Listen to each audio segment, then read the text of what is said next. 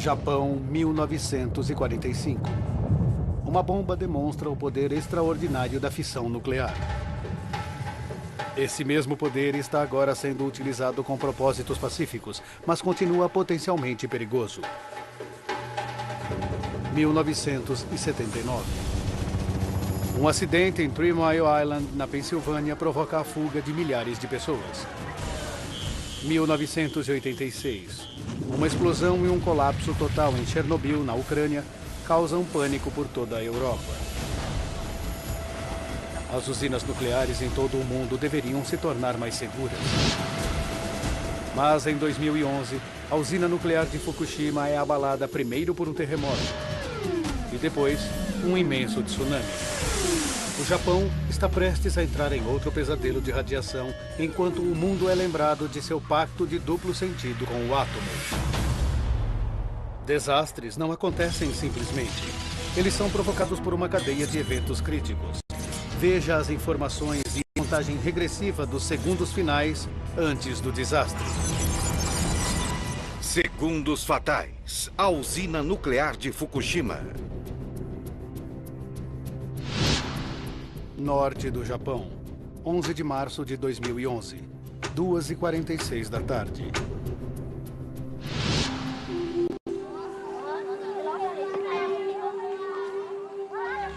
A professora de jardim de infância, Eriko Horiuchi, está na sala de aula.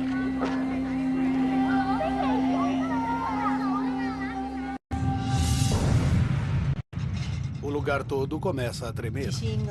Os tremores eram fortíssimos e duraram muito tempo. As coisas todas saíram do lugar. Achei que o prédio fosse cair sobre mim. Ela precisa agir rapidamente, mas com calma. Eu fui para debaixo da mesa com as crianças e avaliei a situação. O terremoto continuou por 5 minutos. Ele foi sentido a 230 quilômetros dali, em Tóquio. As ações de Eriko garantem a segurança das crianças. As crianças tinham feito simulações de desastres e fizeram o que os professores mandaram. Então tudo correu como planejado naquele dia.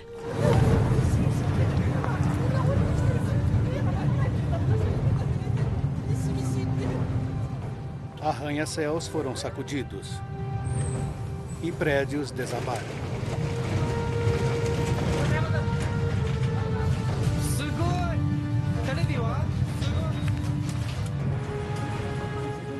A agência de meteorologia japonesa registra o terremoto de magnitude 9.0.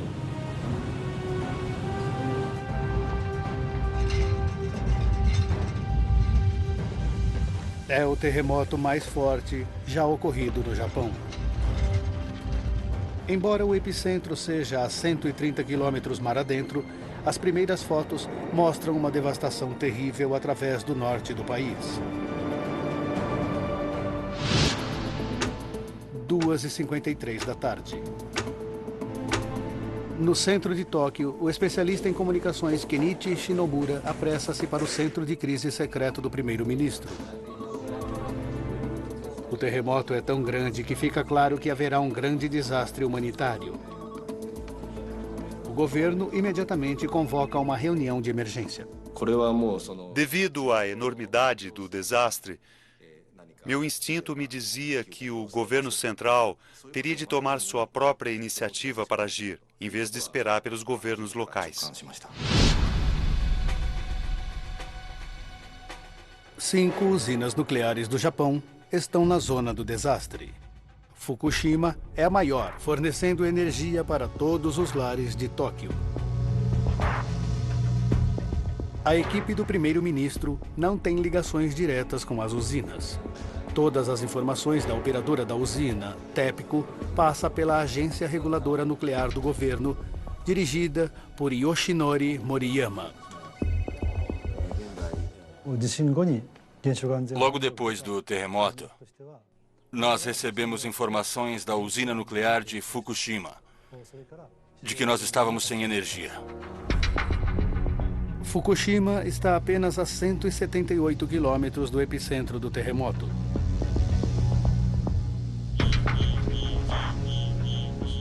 Ao primeiro sinal de tremores, a usina entra em modo de fuga. Um isolamento controlado então começa. A estação de força parece ter sofrido apenas pequenos danos. Mas o terremoto destruiu importantes linhas de energia que alimentam a usina. Fontes de energia emergenciais são acionadas para que o isolamento possa continuar em segurança. 2h55 da tarde.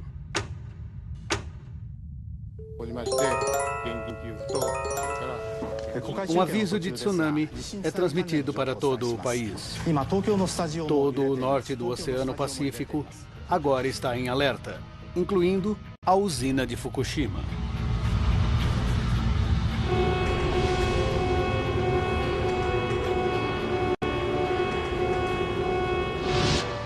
Na escola da professora Eriko, todos os alunos sobreviveram ilesos ao terremoto. Planos de emergência pedem a desocupação de todos. Eriko embarca as crianças em ônibus para levá-los da escola para suas casas no litoral. Ela não ouviu o aviso de tsunami.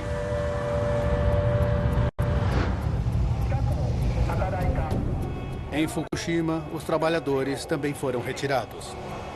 Uma equipe principal, os 50 de Fukushima, fica para trás para enfrentar o tsunami. 13h26 da tarde. Por todo o litoral japonês, câmeras ao vivo mostram imagens do tsunami vindo em direção à Terra.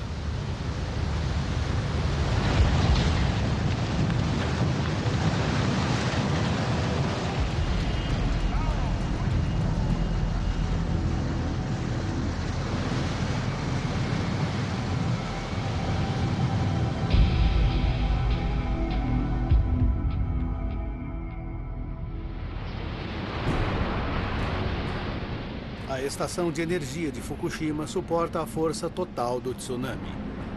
O local começa a inundar. Quase toda a energia é perdida. Dois funcionários, avaliando os danos no subsolo, morrem instantaneamente. Salas de controle mergulham na escuridão. Os 50 de Fukushima não podem monitorar pressão ou temperatura. E pior, o sistema de resfriamento falhou. A professora Eriko está preocupada. Ela pode ter mandado as crianças para a morte. A rota do ônibus era ao longo do litoral. E eu estava morta de preocupação. O ônibus poderia ser varrido pelo tsunami. 13h37 da tarde.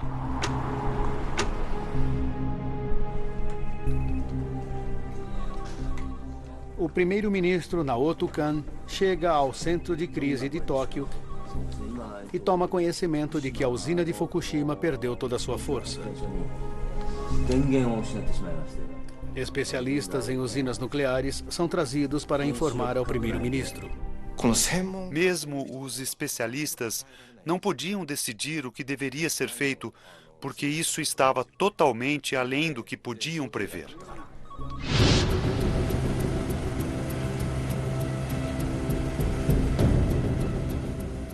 Os técnicos da usina estavam desesperados para esfriar os reatores nucleares. Eles precisavam de eletricidade. Precisávamos colocar em estado de prontidão os geradores móveis. Esse era o nosso último recurso.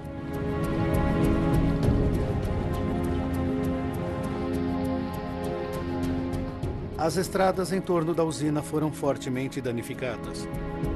Transportar os geradores era quase impossível.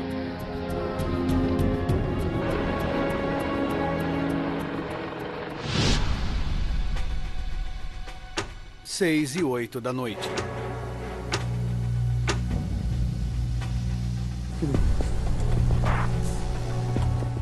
Na sala de controle danificada do reator número 1, Engenheiros estão tentando descobrir o que aconteceu dentro do reator. Eles se voltam para o uso de conjuntos de baterias e baterias de carros para acionar instrumentos, possibilitando fazer leituras. Os níveis de radiação estão começando a subir. Os 50 de Fukushima vestem roupas contra a radiação e respiradores para se protegerem. Seus instrumentos também revelam que a pressão está subindo dentro do reator. Eles precisam encontrar um meio de baixar a pressão.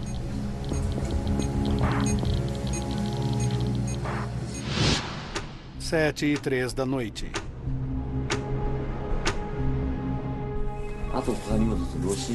As notícias são passadas ao primeiro-ministro e ele declara estado oficial de emergência nuclear. Eu ouvi o primeiro-ministro dizer repetidamente, quase para si mesmo, isto é realmente grave. Ações decisivas são necessárias, mas há muito pouca informação para se trabalhar. Eles não têm leituras em tempo real e não há comunicação direta com os técnicos na usina. Ainda assim, os consultores científicos acreditam ter uma solução para evitar o aumento de pressão dentro do reator. A pressão dentro do reservatório de contenção precisa ser mantida baixa o tempo todo para poder liberar a pressão a uma válvula. Se for aberta, a pressão sairá. Os consultores do primeiro-ministro recomendam que as válvulas sejam abertas para liberar o vapor na usina. Os técnicos sêniores se opõem ao plano. Eles temem que, se o vapor for descarregado, materiais radioativos poderão escapar para a atmosfera. Mas, sob ordens, os 50 de Fukushima tentam localizar as válvulas de segurança. Com apenas tochas para guiá-los, encontrar as válvulas não é tarefa fácil. E os contadores Geiger revelam que a radiação está aumentando. Pode ser porque o reator rachou durante o terremoto.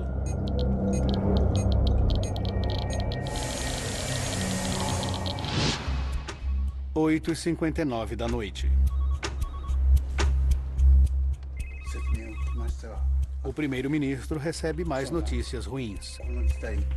Geradores móveis chegaram à usina, mas não são suficientes. O tsunami espalhou destroços por todo o local. Os geradores móveis tiveram problemas para entrar na usina e também para chegar aos prédios dos reatores. Os cabos para os reatores são curtos demais. A usina ainda está sem eletricidade.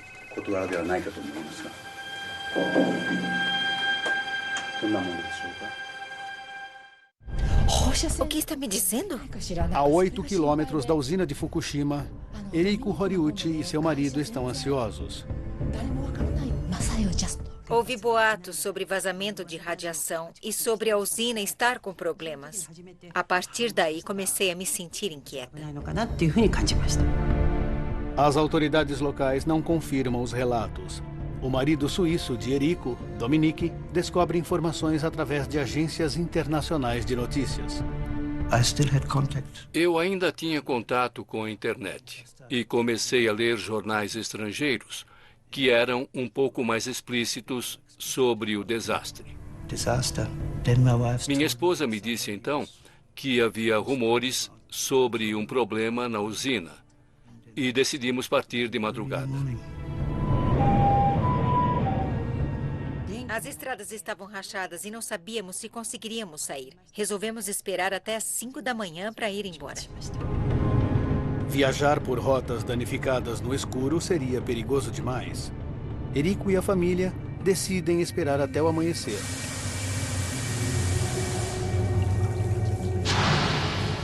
Na usina de Fukushima, a pressão sobre o reator número 1 está tão alta que os funcionários temem que haja uma explosão.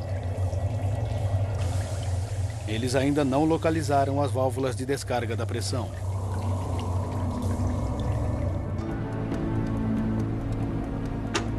Às 5 da manhã, sábado, 12 de março. Em sua casa, 8 quilômetros da usina nuclear de Fukushima, Eriko e seu marido resolvem partir. Decidimos nos afastar o máximo possível da usina. Saímos às 5 da manhã e às 6 houve um anúncio geral ordenando que as pessoas saíssem. 1 hora após a saída deles, um enorme engarrafamento bloqueou as estradas. Milhares de residentes seguem para centros de desocupação, enquanto o medo da radiação se espalha.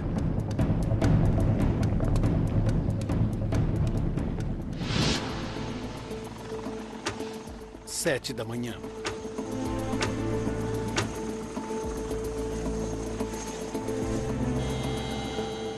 Frustrado pela fraca comunicação com a usina, o primeiro-ministro Kan decide ir até lá. Voamos por quilômetros e quilômetros e o cenário era o mesmo até onde os olhos alcançavam. A terra estava coberta pela água do mar e não se podia dizer onde a terra terminava e onde começava o mar.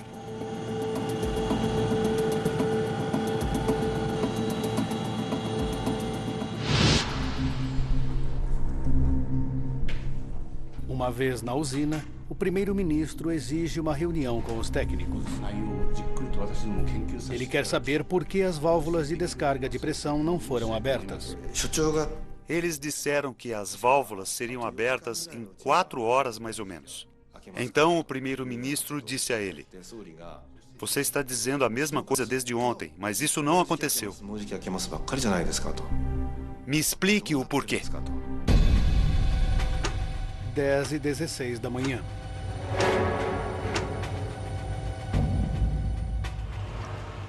Encontrar as válvulas certas no escuro com altos níveis de radiação é muito perigoso. Um trabalhador já foi levado para o hospital, sofrendo de alta exposição à radiação. E quando eles encontram as válvulas, a perda de energia faz com que seja extremamente difícil abri-las. Elas são geralmente operadas por maquinaria pesada que acionam a linha de alimentação de eletricidade. Os 50 de Fukushima tentam fazer o serviço com baterias de carros e força bruta.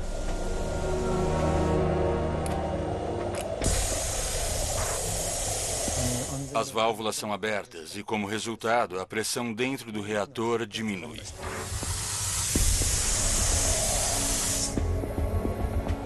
Os técnicos da usina agora acreditam que o reator número 1 estará seguro até que possam conectar a linha de alimentação de energia e começar o esfriamento novamente. Mas os níveis de radiação continuam a subir. Os engenheiros esperam que seja porque acabaram de liberar vapor radioativo ao abrir as válvulas. Mas isso pode indicar que o reator de 15 centímetros de espessura esteja rachado e que um derretimento do núcleo causou o escapamento de combustível do reator. O perigo está longe de acabar. 13h36 da tarde. Um grande tremor após o terremoto sacode a usina. A usina reportou que foi sentido um tremor forte. Quase imediatamente, o prédio que abriga o reator número 1 explode.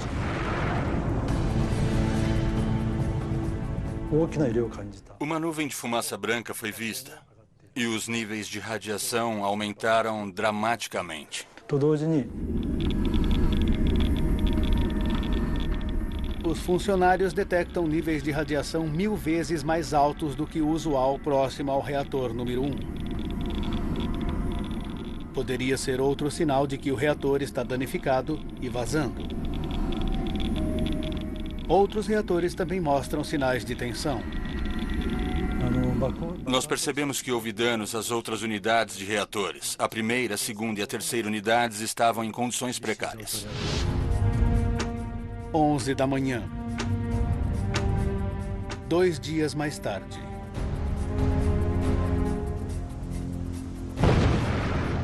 Uma explosão maior ainda destrói o prédio que abriga o reator número 3.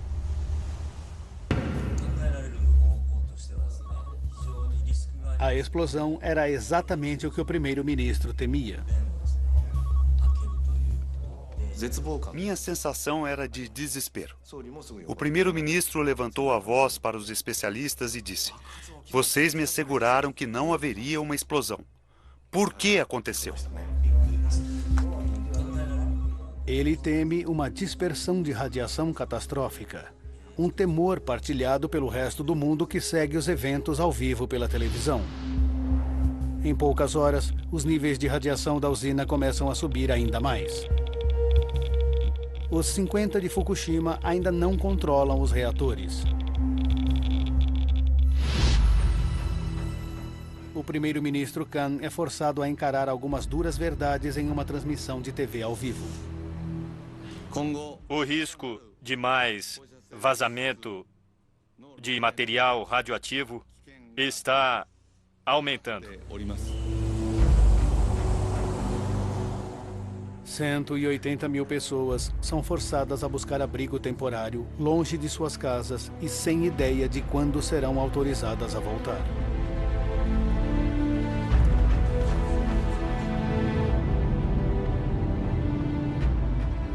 Eriko está a 80 quilômetros da usina, mas o seu medo é tanto que ela quer se afastar ainda mais.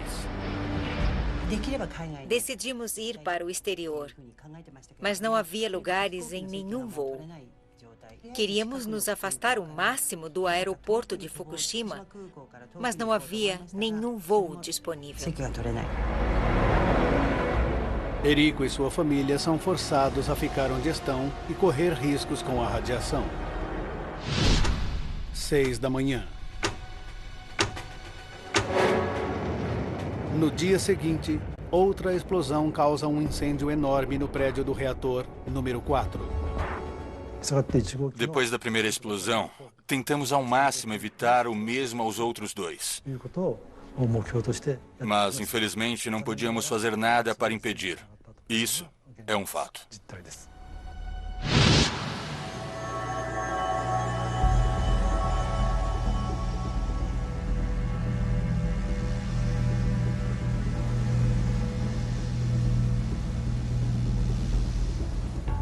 Quando o incêndio acaba, o vapor que sobe do prédio número 4 sugere que hastes de combustível em piscinas abertas de resfriamento podem ter superaquecido, levando a um maior vazamento de radiação ou a um derretimento, uma catástrofe total. Os técnicos da usina precisam inundar as hastes com água para esfriá-las. Helicópteros Chinook são chamados para jogar a água do ar. Eles usam água do mar que corroerá o maquinário, incapacitando os reatores para sempre. Mas os ventos altos tornam impossível direcionar a água eficientemente, e os níveis de radiação sobre o local são tão altos que os esforços devem ser abandonados.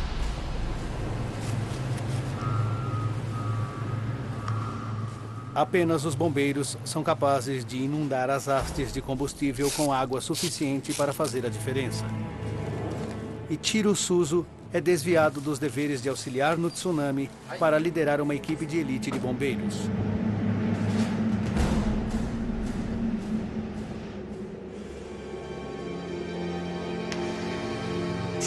Quando cheguei a Fukushima, minha vontade era corresponder às expectativas do país. Na entrada, tudo estava estranhamente silencioso.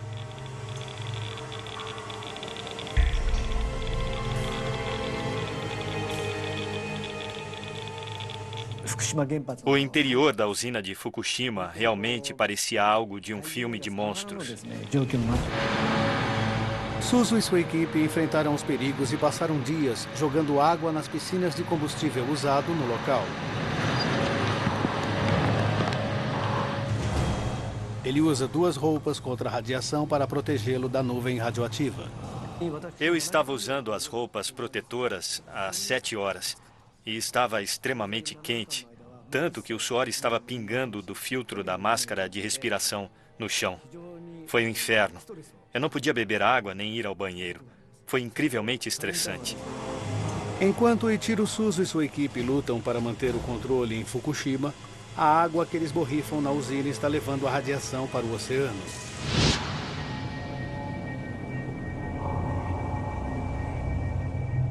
E a 230 quilômetros de distância, em Tóquio, relatórios começam a surgir dizendo que os suprimentos de água potável podem ser afetados. O primeiro-ministro deve agora considerar aumentar a zona de desocupação para 250 quilômetros. O que significa ordenar a 30 milhões de pessoas, incluindo Tóquio inteira, que abandonassem seus lares. Isso seria uma decisão sem precedentes, que nenhum governo fez na história moderna.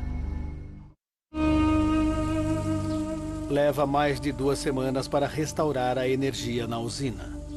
Mas é tarde demais para deter o desastre. A radiação continua a vazar dos reatores. O Japão e o mundo estão desesperados para saber o que está acontecendo dentro da usina. E o que houve de tão desastrosamente errado em Fukushima.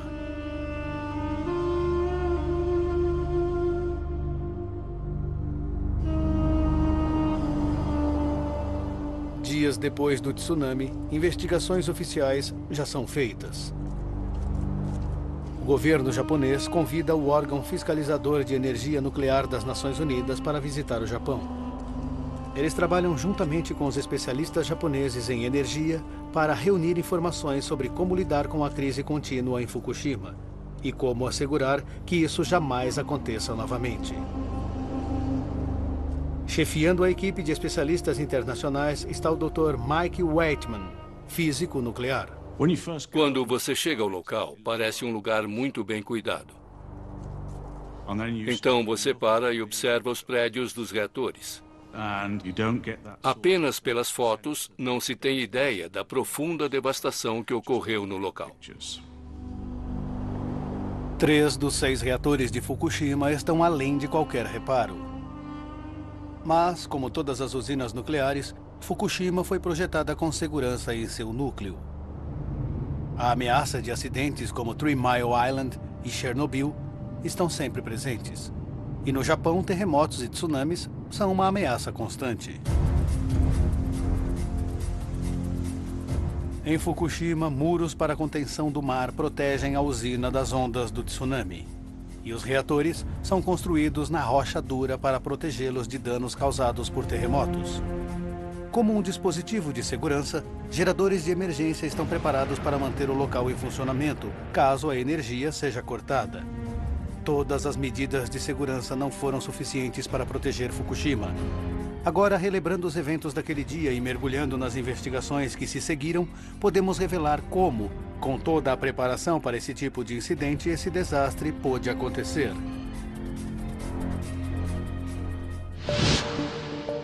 Mike Waitman examina as defesas de Fukushima para entender o que saiu tão catastroficamente errado. Ele encontra falhas cruciais no desenho original da usina. Ele suspeita de que os projetistas estavam mais preocupados com a ameaça de um terremoto do que com os perigos suscitados por um tsunami. Quando os reatores 1 a 4 foram colocados na década de 1960, os engenheiros diminuíram o local onde foi construído em 25 metros, pois isso lhes permitia ancorar os prédios dos reatores no leito de rocha sob a usina.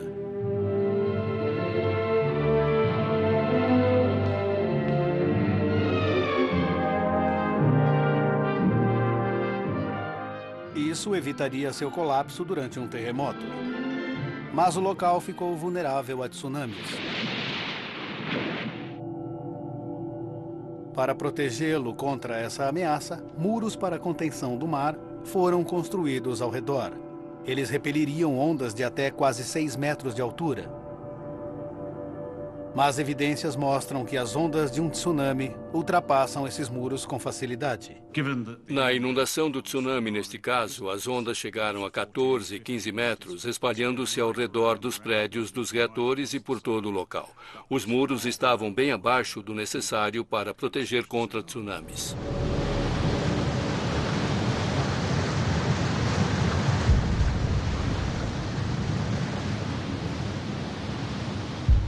Um funcionário gravou em vídeo o momento do impacto.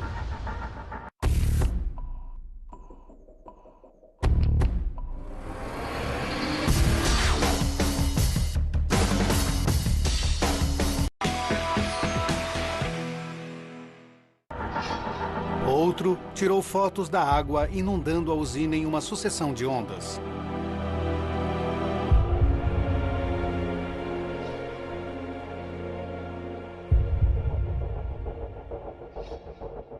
Os muros contra tsunami eram baixos demais. Essa simples falha no projeto levou a uma catastrófica série de eventos que deixariam a usina em perigo de colapso. Durante o terremoto, a energia é perdida. O terremoto mais forte na história japonesa derruba as principais linhas de energia.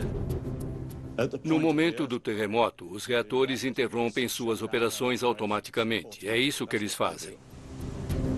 Seguindo o procedimento padrão, os geradores de emergência entram em ação. Todas as usinas nucleares têm backup de seus sistemas de energia. Neste local, com 6 reatores, eles tinham 13 geradores a diesel e eles operaram como deveriam. Mas então, o tsunami ocorre. Quando milhares de toneladas de água jorram sobre o local, a maioria dos geradores a diesel é inundada. Os geradores a diesel estavam localizados na base dos prédios das turbinas e outras áreas de níveis mais baixos do local, e isso os tornou vulneráveis à inundação. Portas de proteção a inundações não são páreo para o tsunami. Toda a energia é perdida. Os engenheiros não podem controlar a quantidade de calor gerada em seus enormes reservatórios de pressão do reator. A primeira coisa a notar no reservatório de pressão do reator é uma grande estrutura. É cerca do tamanho de um ônibus de 2 andares de Londres, mas dentro dele é como uma chaleira. Dentro do reator, reações nucleares criam calor para produzir o vapor que aciona as turbinas. Quando a energia é cortada, a água, que evita que o sistema superaqueça, para de fluir. Mas as reações nucleares continuam e o combustível ainda bombeia calor. O resfriamento é fundamental para garantir a segurança das reações nucleares. É preciso manter o reator resfriado para poder deixá-lo seguro. Os técnicos da usina não têm força para manter as bombas de resfriamento funcionando. Hastes de combustíveis começam a superaquecer, liquefazendo-se. Esse derretimento libera grandes quantidades de radioatividade. Os instrumentos de medição de temperatura e pressão da usina estão sem funcionar e, portanto, os técnicos não têm conhecimento do estado dos reatores.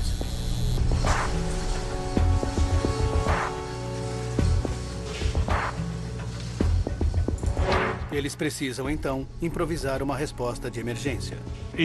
Mesmo quando estivemos lá 10 semanas depois, o número de carros espalhados pelo local era enorme. Eles estavam tentando retirar as baterias dos veículos e usá-las para ligar os instrumentos para ver se poderiam obter alguma leitura do que estava acontecendo nos reatores.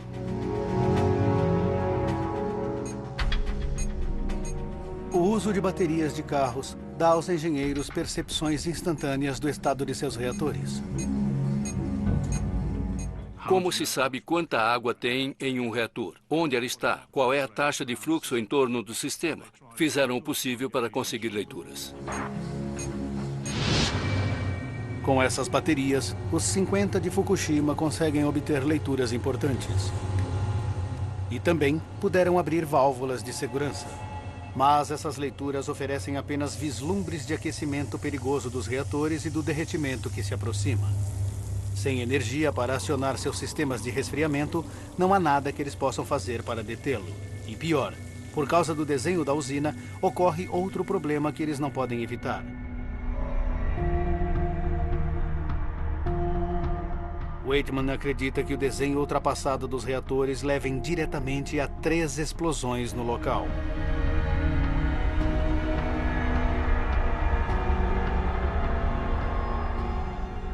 Toneladas de combustível nuclear são guardadas em hastes e geralmente mantidas resfriadas por um fluxo de água fria. As hastes são revestidas por uma camada fina de um metal raro, o zircônio, que as protege do calor excessivo, mas permite que as reações nucleares continuem. Mas quando a temperatura sobe, o zircônio se torna altamente reativo. Por haver muito zircônio no núcleo, se houver um superaquecimento, então ele reage agressivamente com o vapor e a água para criar hidrogênio. A estimativa mostra que a temperatura chegou a 2.800 graus centígrados dentro do reator. Alta o suficiente para provocar a reação entre zircônio e vapor.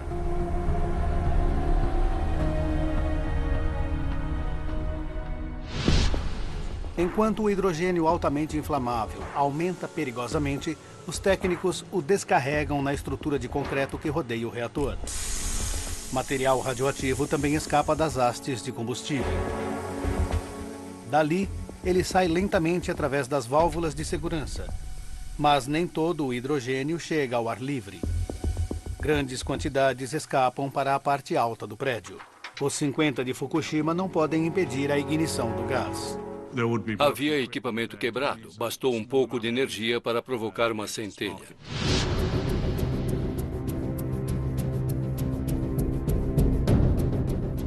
O aumento de hidrogênio provoca duas grandes explosões nos reatores 1 e 3 e um incêndio devastador na unidade 4. Isso causa ondas de choque por todo o mundo. A crise nuclear do Japão está oficialmente no mesmo nível. Especialistas nucleares na Europa dizem Os que japoneses perderam o controle da situação da usina nuclear de Fukushima. comparações feitas com o acidente nuclear de Chernobyl mostram que o que houve foi mais sério do que o que foi dito ao resto do mundo. O pânico se espalha sobre a extensão da radiação, enquanto comparações com Chernobyl trazem de volta lembranças de radiações nucleares em escala global.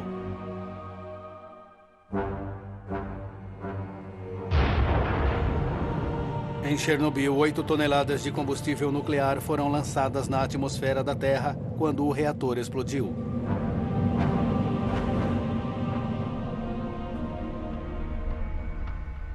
Mike Waitman reavalia a extensão da radiação liberada em Fukushima para ver se é comparável ao incidente de Chernobyl.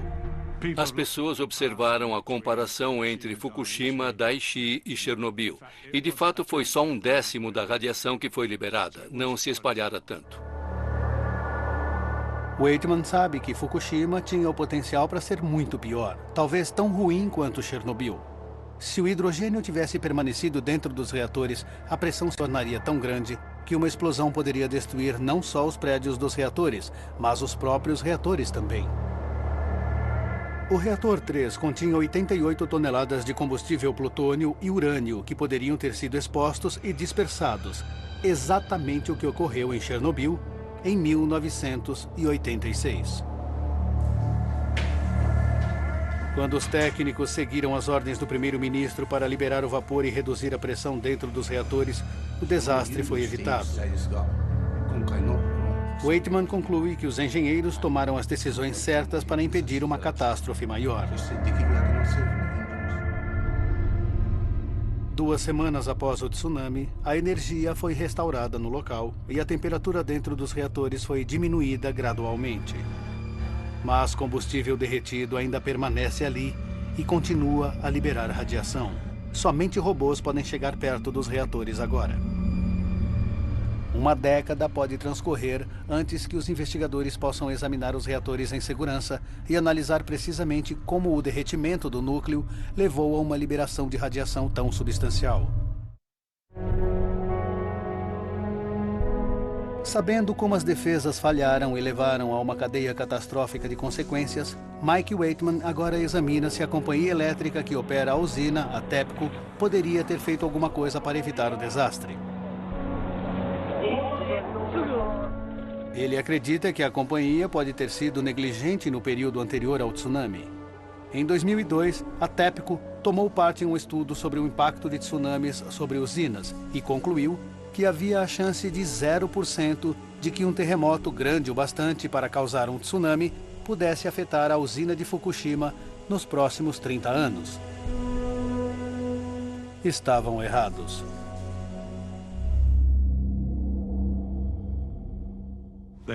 Eles não trataram dos riscos do tsunami muito bem. Não se pode subestimar eventos naturais raros e deve-se levá-los em consideração nos projetos.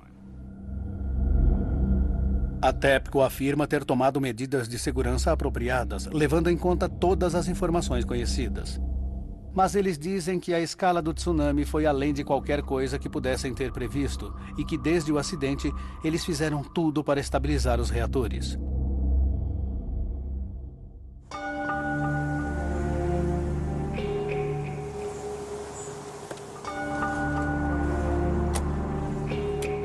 Depois do desastre, a radiação nuclear se espalhou bem.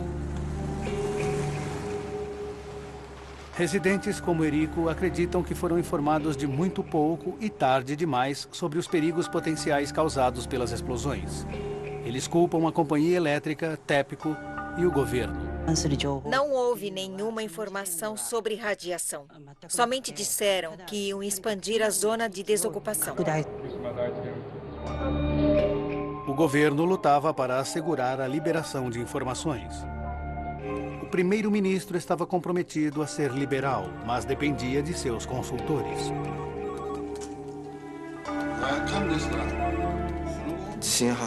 Imediatamente após o incidente, o primeiro-ministro perguntou aos especialistas o que acham que vai acontecer a Fukushima agora. Nenhum deles deu uma resposta clara. A única coisa que disseram foi que uma explosão de hidrogênio não iria acontecer devido ao projeto da usina. E pensamos, se não acreditarmos no que eles dizem, em quem acreditaremos? Os especialistas do primeiro-ministro tinham poucos detalhes à sua disposição devido às poucas informações da TEPCO. O que as pessoas com ligação com a usina nuclear de Fukushima, tais como a TEPCO, realmente sabem? E elas partilham suas informações com o governo?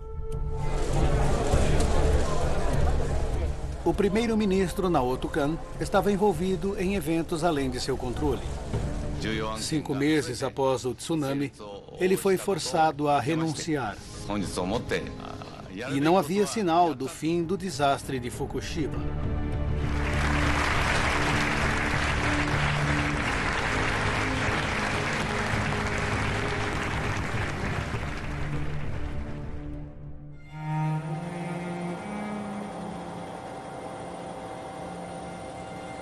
Na usina, os reatores são colocados em fechamento frio, mas continuam sendo uma perigosa ameaça. É claro que o incidente ainda não está sob total controle e pode levar alguns anos até que tenhamos acesso total. Apesar disso, sabemos o suficiente para avançar como comunidade mundial para aprender lições de Fukushima. Algumas nações decidiram que há apenas uma lição a aprender. Em maio de 2011, 2 meses após o desastre, a Alemanha decidiu parar com seu programa nuclear e concentrar-se em suas finanças para pesquisas de fontes de energia renovável. A Suíça e a Itália seguiram o exemplo. O Japão conta com a energia nuclear para 30% do uso de sua energia. Sem eletricidade sendo gerada em Fukushima, Tóquio experimenta falta de energia regularmente. O novo primeiro-ministro compromete-se a continuar o programa nuclear do país. Em Fukushima, os funcionários que ficaram para lutar para controlar a usina e bombeiros como Ichiro Suzu, os verdadeiros heróis desse acontecimento, foram liberados 100% pelos médicos. Mas é provável que leve alguns anos para sabermos de todas as consequências. A professora Eriko jamais passou do aeroporto. Ela agora mora em um apartamento com a família a 80 quilômetros da usina.